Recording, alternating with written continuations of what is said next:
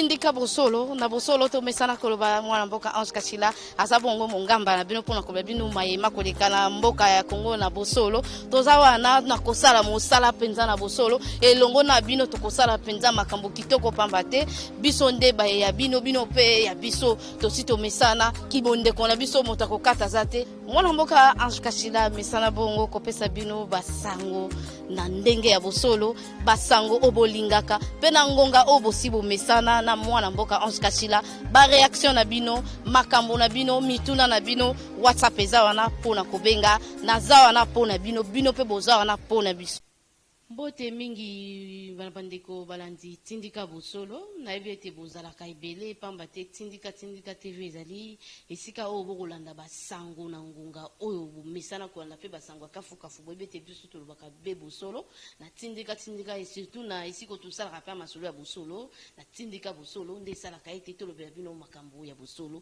esala ka ete tokitana ba oyo ba mesana kolobela ba yimboka ba mesana ko bundela mboka nde topusa na ka pebe mpona kobeta masolo lelo bongo na ko solo ko beta masolo na ngana cordon ya force du progrès akobeta akomeka ko manyola mwa moke na ba actualité lokwa actualité ezoko obligé biso to loba to koloba kaka nde musana na biso to mesana be kolobela na koluka vana banda koloba na pesa na famille oyo ba perdre moto munene juge président na biso Yann en tout cas na pesa bino makasi pambate ya zalokola héros na ngonga oyo to koluka état de droit ndenge to banda ko beta na masolo eza bongo te moni siko place yango to komi eza bitumba ya mibale il faut kolonga to instaurer état de droit liboso makambo nyonso bato ba mandebe ko samba na ba téléphone moto abengi juge lekisanga moto bele mesiko lelo il faut tala mobeko po longa mobeko soko longi te okei na boloko mesiko yo pona kokoma na ngongango to komi be na ngongango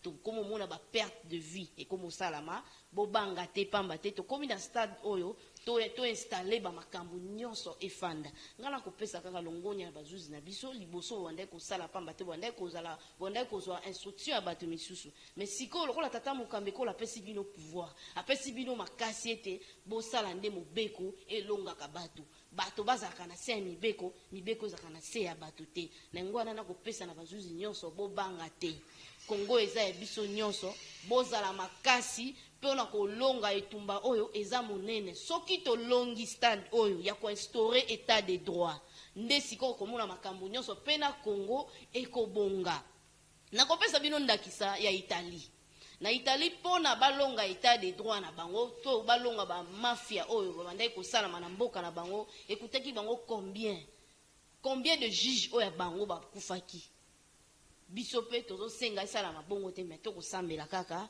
makambo nyonso eleka na kimia po mikolo yo moto azali kolo mibeko azate kala bobande ko instruction o baza soki ndenge nini te mais siko toza na posa mibeko na ngwana to ko beta masolo ya ndeko Yann to ko beta pe masolo ya ndeko Jean-Marc Kabunda oyo ba longoli na parlement to ba longoli kibokonzi na na parlement mais moto oyo akendaki koluka makambo wana akendaki yango asalaki yango na ndenge singeli te ndeko Jean-Jacques Mamba aviolaki pamba te ayibaki signature moto ayibi mais tukamwe ba libéré to kolinga to beta penza masolo pamba te faut to beta ka masolo po bandeko o baza libanda bazolela bozala ka makasi pamba te Kongo eza biso nyonso eza facile te pona ko koma na état de droit mwana mboka to pesio bote pe to yambio malamu mote mama mopanisango mwana mboka tokobeta masolo ya état de droit to bandai ko ganga et puis bino UDPS bo bandai ko ganga surtout bino nde bato bozalaka libanda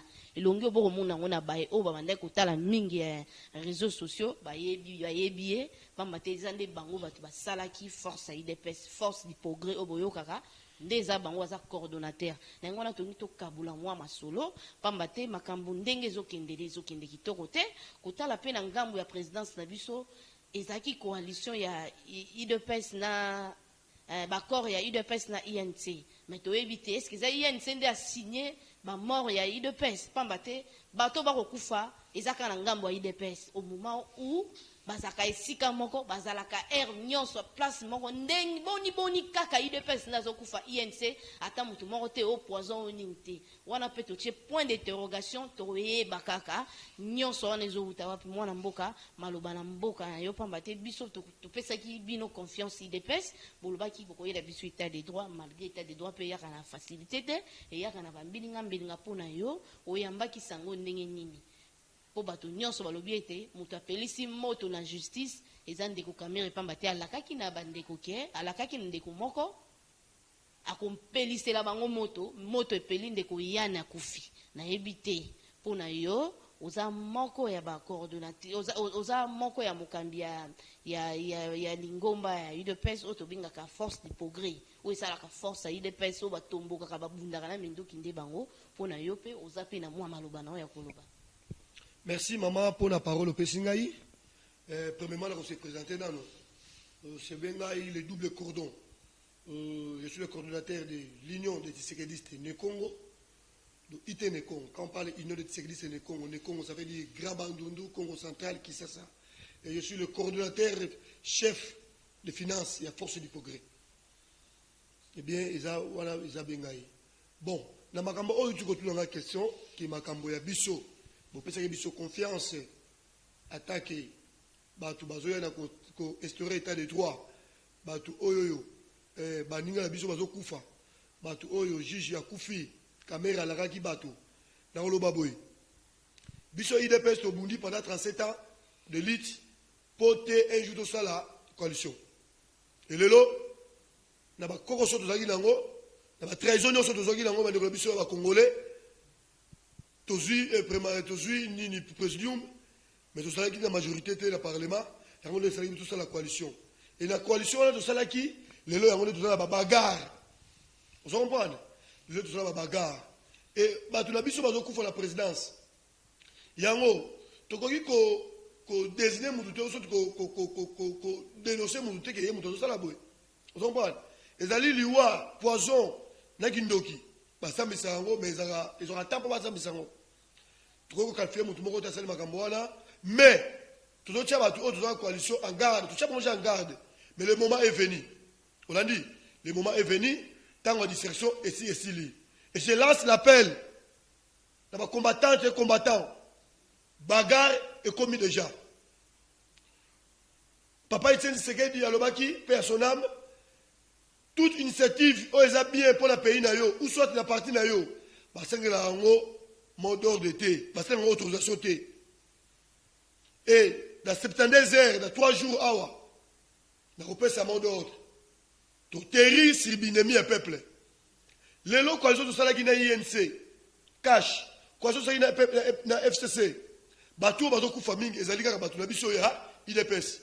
Comment?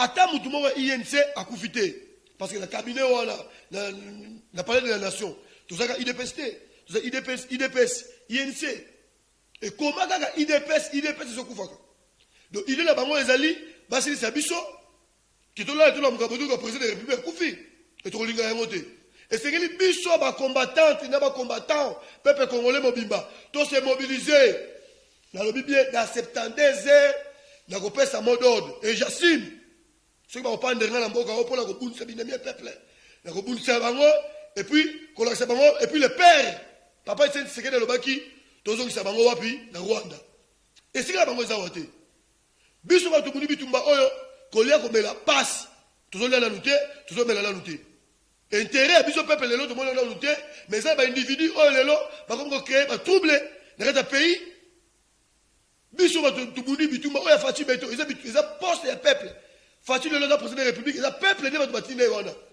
Et ça, nous avons appris à Fatité. Il a mis son peuple de photo qui Fati. Et Fati, il a posé pour l'intérêt du peuple. Et l'élo, blocage, pot de banane. Comment ma biche de IDPS? Et le l'autre, le remonté, le chef de l'État, n'a pas sa mot d'ordre. J'assume. Donc, on dit ça, il a un peuple. Et là, au sein de la peuple congolais, tout ciblé. Teba, ma caméra sur le INC. Ungambo ya PPRD mais na yebi INC PPRD eza eloko moko pour ngala kutana kamera parler de la nation na yeba ka lobelaki biso mboka folo ba biso abosolo to ngabe batibala ba bosolo lo mama ngai naza combattant muyombe ngai na muluba te na muyombe na bunda bitumba oyo sans parrain politique et nazalaka na IDPS wana naza na parenté na yeba na famille présidentielle te na bunda kataka peuple congolais ataka mutu alingaki changement et changement yango biso de milieu monde et continuer ozolanda changement yango ndu bunda tolingi lelo et continuer lelo peuple congolais ba cibler batu mais to yebi ennemi na biso ezaka moko eza Kabila même ba magistrat lelo ba juge wana même ba généraux to la bango même ba policiers to la bango le système Kabili batu nyonga biso na mboko yo batu bakanga biso na mboko yo na yango na senga ki chef de l'état réforme ya na la police na armée na justice parce que batu nyonso lelo baza wana eza Kabili balobi juge pour cour constitutionnel akufi oui akufi akufi président il y a dossier quand même akufi mais akufi ndenge nini ndeko balobi ba ko suspecter tango ba mikande banda ko ya pour na liberté provisoire banda mona ndeko wana azaki na ba position kitoko te banda ka mokolo oyo ba banda ko sambisa ba onde mokolo ndeko yani azwaki poison mais ceux qui azwaki poison au service de l'état ça musala ngo mais ngai na lobelo mama eza bongo te selon analyse na ngai na lobeli hein ba généraux tout ça bango ba policiers tout ça bango ba généraux la police armée ba magistrat tout ça bango eza ba général ba ya Kabila ba kosala ignorance na TV kosamisa ndeko Kabere kosala boye ezali système Kabili ba servir Kabila pendant longtemps et lelo mama tia c'est la question là ngai tia c'est la question là vimboka te ba non servir mboka mais oui la lobela ki yo ba kanga Albert Yuma la loba ki lobela média ba kanga Albert Yuma on a dit ba osala musane ngelo ba meli mais bazali batu ya Kabila bango nyonso yo ofandi na kula yo okufa neni bakota ezalaki butu po baza mutu moko INC PPRD batu oyo nyonso wana bato baza Kabila chef d'état lelo c'est la figure moko sikate que autre monde uti beleneya bango c'est général o batutu bango beleneya uti o mutu moko c'est akomana Kabila bango batie o président yani cour constitutionnel non ezaka système ya batu moko o ba servir Kabila pendant longtemps ozolanda na ngo c'est la justice musala ngo et puis justice na senga ngeza pour la faiblesse mutu o bazo qui c'est pour le détournement kangae bitakuira bazo cité kuna bango kangae ozolanda biso pepe to ko tomboka mais ba libérer mundeko oyo bakange penza sali penza iloko mbeba mwa makasi ndeko wana pa kilaka mibeko Jean-Jacques Mamba ayibi signature moto pona ko tena kati ya pétition ndeko Jean-Marc Kabun ya la zolo ba mettre fois justice est la pour la faiblesse usage de faux et infraction il faut pas maintenir pour l'usage de faux mais local là Assemblée nationale na ba juge ba commencer la biloko moko oyo to mona komi n'est pas trahir biso peuple olinga yango te et Assemblée nationale ba osaba ka mandenge na bango ba zo ba teke non c'est le peuple né oyo ateki bango na poste wana peuple ateki bango dans l'assemblée pour le biso peuple mais ba osaba ka mandenge na bango ba komika ko servir o ba bengi nani Kabila ozona biso peuple déjà on a marre tozo beta Kabila on va te risquer qui sur Kingakat et puis opération au peuple congolais boyebi toyebi ndako bobo sona yangote identifier batunyoso numéro la reste ali plus 243 89 610 34 04 plus 243 89 610 34 04 bobenga na 72 na opesa mot d'ordre tozo la mot d'ordre te tangu tout le monde va kufa kufa et kozala to lali boye to lamuki boye faci beton faci ba kotelema za kufi biso to suka ndenge nini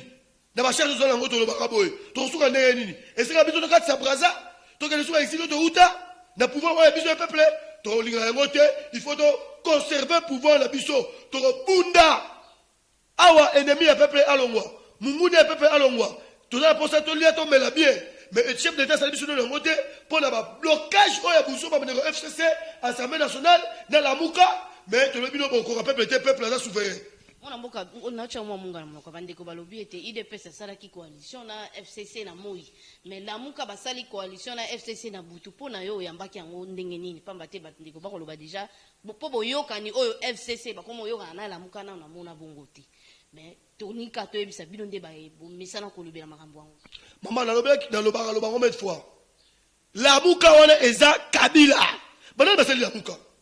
Ce sont des Kabylie. Nego Martin Fayoulou, à la distrait. Toyebi Fayoulou m'a dit c'est un Kabylie. Tu es bien, moi, on commenter, peuple congolais, on commenter, parce que quand on parle de la Mouka, les chrétiens de la Mouka, on parle directement, moi, je suis Kabylie. Bataille, bah, nous là, bah, Kabylie, bah, rebelle, on a sur le Moussa de Moussa, Kabylie, bah, on est là. On parle. Bah, on s'est bah, politique, on mais on est pas distrait, peuple congolais. Mais peuple déjà, peuple a sous naïveté, peuple a comment faire la mise. Peuple congolais a dit politique, on est au temps du jour au jour. On parle. Tous la vigilance. Mais la lobby peuple congolais, dans 70 ans, on a un mot d'ordre. Mwana mboka tokoma okenda suka na habité eloko nyoko loba na suka to sukisi maswana biso po amoko ya lelo hein. Bon, na loba boy, na bandeko ya FCC. FCC c'est le complot pour voir le président Aïjamar Kabundi. Oui, pour bino bato biso te bato tsaki Kabundi wana. C'est nous le peuple to voter qui le président Kabundi AI. To voter qui député. Ozaki pe na coalition ka bato bosai na bon coalition ka bango bato balongo biso ke coalition pe kufi nango. Mama coalition ezo pandana. Ngai nanu. Ezo pandana to se panzana. Coalition wana to tala mokonzi moko, c'est le chef de l'État. On a dit coalition wana banda to créer yango le deux coalitions cash. FCC peuple congolais aligna yango ata mokete. Et dans le moment de fois, tant peuple congolais batala ka caméra na pays oyo, batala ba Kabylie na pays oyo. Ba Congolais awa ya Congo na libanda mboka balingaka yango te. Na yango la kosenga na bandeko FCC boy. Bolongo Aïjamar Kabundi, oui, mais poste le ba poste coalition. Biso pe IDPS to zaka ka pe ba stratégie ka makasi. Soki to oluba hiérarchie otina ba tina mutu e ko la bien. Soki pe ba olinga tina mutu te ndenge bozolo ba keno soki to tini mutu te ba ko mutu la bino. Mais biso to ko sepela yango. To linga ba blocage o ba. Ndeko ba lobby ata mutu moko ya IDPS akende kuna te batika coalition ngikufana. Mais ceux qui vont louer, ça bien. Pour le chef de l'État, on a reçu le Parlement. Et ça, étant chef de l'État, on a reçu le Parlement. Ils avaient dit que tu bloqué Bino. Vous bien compter. Tu bloqué Bino. Janine Mabunda, Yeba Yango la Katinayo, Ozana Bamibi. Batouba manipulé yote. Peuple quand même, il faut que pour comment poste là aux Alangoana. On l'a dit. Bamibi, Bébélé, Baïbi Mong à l'État, Batouba, Iba Mong FPI. Bah honorable, bah défend Mong à député FPI. Accomplice dans CDG, Mengele, après ça, Bango, moyen rétro commission à 30%. Parce que moi, c'est la misala, parce que c'est la propagande, pour pas élire les députés, les lois de l'Assemblée nationale, parce qu'on fout dans mon réalité, et puis son peuple doit continuer à souffrir. Dans la pays, c'est une diligence. Dans la banque, ils sont dans le pays. Maintenant, ils ont bénéficié de l'angle. Et ça, c'est un bango. Non, mais c'est un peuple. Dans le monde, c'est un boy. Janine Mabunda travaille en collaboration avec la justice, pas interpeller, pas miyi, mignon, oh, député. Mais pas tout belé les lois comment le paquet non. Parce que IDPS non. IDPS c'est pour la mibité. Hein? IDPS pour la mibité. Mais la CDG FPI alors bien ça IDPS non. Et ça Kabylie le volet. On prend. Bicho la IDPS to lingi ba tout oyo. Parce que le souci est peuple. Parce que pour l'intérêt peuple. Fatih Beto a réussi na pendant na et to yebi to réussi. Na yango na osaka peuple congolais. Tous à la vigilance. Mobilisons-nous. Tout dans la près les 72 heures, j'assume mes propos. Dans le pays, à mot d'ordre. Tu redéboulonnes, bango. Tu cibles bango, bango. Tu cibles ici, ma fonaka. Tu redéboulonnes, bango.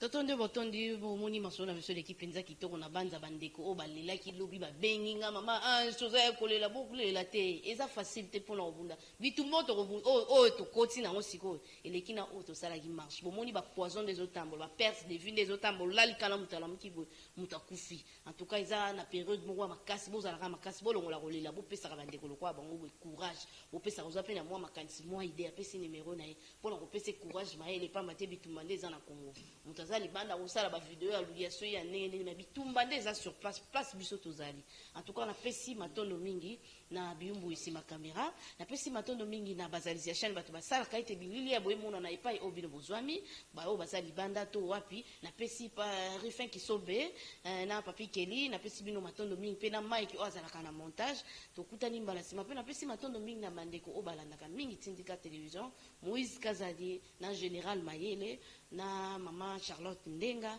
en tout cas famille matanda na Afrique du Sud na pesi bino matondo mingi to kutani mbala sima.